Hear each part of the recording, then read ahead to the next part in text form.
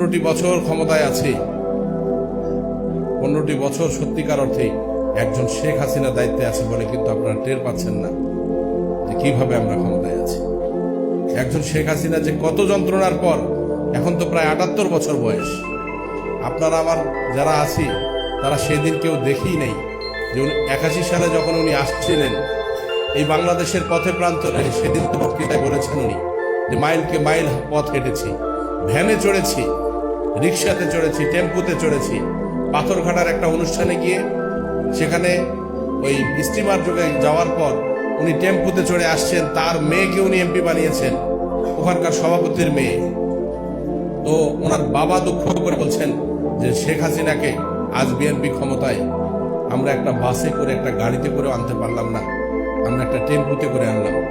যে মানুষ আপনাদের জন্য পায়ে হাঁটতে পারে, আপনাদের জন্য সমস্ত পরিবারকে হারিয়ে এই সারা বাংলাদেশের দায়িত্ব তুলে নিতে পারে, আজকেই আপনার আপন ভাই, আপনার বাপ মারা যাক, আপনি তো শোক কাটাইতে আপনার 30 বছর চলে যাবে, আপনি শোকে ভুলতে পারবেন না।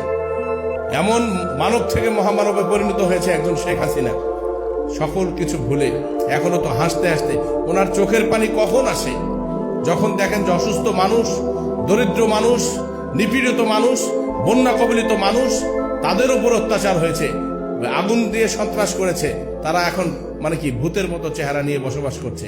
তখন কিন্তু একজন শেখ হাসিনার চোখ দিয়ে আপনারা পানি দেখতে পান। আর আসে কখন? অগস্ট মাস আসলে যখন পরিবারের কথা বলে, এই অগস্টে যখন আমরা ইতিহাসের কথা বলি, বঙ্গবন্ধু হত্যাকাণ্ডের কথাবার্তা বলি, তখন কিন্তু অনেকেই মনে করেন যে এই বছরের পর বছর এই ইতিহাস শুনেছি, কতই শুনি, এই ইতিহাস তো ভুলে গেলে চলবে না। বাঙালি আমরা অল্পতেই ভুলে যাই, অল্প কিছুতে ভুলে যাই। বিদ্যুৎ দিছি, ভুলে গেছেন, রাস্তা পাইছেন, ভুলে গেছেন, ব্রিজ পাইছেন, ভুলে গেছেন। এত কিছু বাংলাদেশে হচ্ছে, তারপরেও দেখেন কোনো কিছু বাংলাদেশে যদি হয়, কোন একটা ঘটনা, সবার আগে দোষটা কাকে দেওয়া হয়? কি আওয়ামী লীগ, কি বিএনপি, কি জামাত? এটা মরিচের দাম, এটা পেঁয়াজের দাম, এটা লবণ কি তেলের দাম বাড়ে, সঙ্গে সঙ্গে খালি কোনো কথা নেই, শেখ হাসিনার জন্য দেশটা ধ্বংস হয়ে গেল।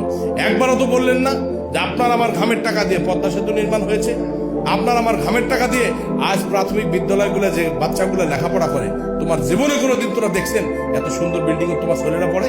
তোরা কোনোদিন পড়ে পারছেন? এই বিদ্যুৎ থেকে শুরু করে রাস্তাঘাট যে পয়সাটা খরচ হচ্ছে, এটা তো আপনার আমার টাকা।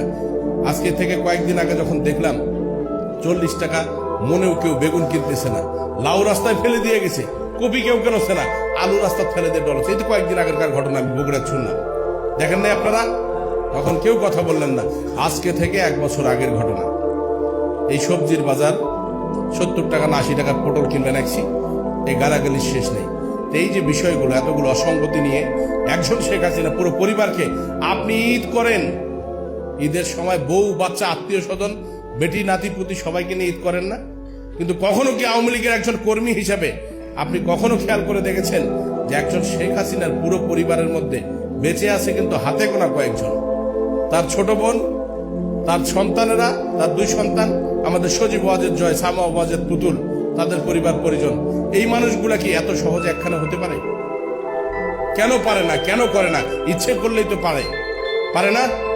একটা প্লেন নিয়ে যখন বিদেশে যায় শেখ হাসিনা, এর আগে শুনলাম কোথায় যাকে প্লেন রাখছে, সেখানে বলে কত কোটি টাকা ভাড়া আসছে, এটা নিয়েও কথা শুনে।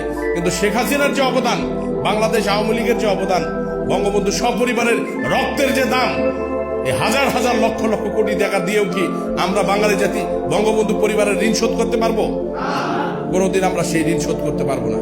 মনে রাখেন, আপনার আমার শান্তির জন্য, আপনার আমার নিশ্চয় মানে কি নিরাপত্তার জন্য, আপনার আমার সন্তানদের আগামীর ভবিষ্যতের জন্য একজন শেখ হাসিনা যেভাবে কাজ করছে, একাই কাজ করছে, একজন মহিলা মানুষ হয়ে ওই গণভবনে থেকে আজ আওয়ামী লীগের যারা আপনারা এখানে সমবেত হয়েছেন, শুধুমাত্র এটা সমাজ মানে কি জমায়েত বলবো না আমি, আপনারা আছেন বলে কিন্তু আওয়ামী লীগ থেকে আছে। আমার অসংখ্য কর্মী আমার সামনে এসে কথা বলে না, আমার দিন মজুর, ভ্যান চালক, যাদের উপরে সবসময় আমি আস্থা রাখি, এবং সবসময় এই মানুষগুলোর জন্যই কিন্তু আওয়ামী লীগ কিন্তু টিকে আছে।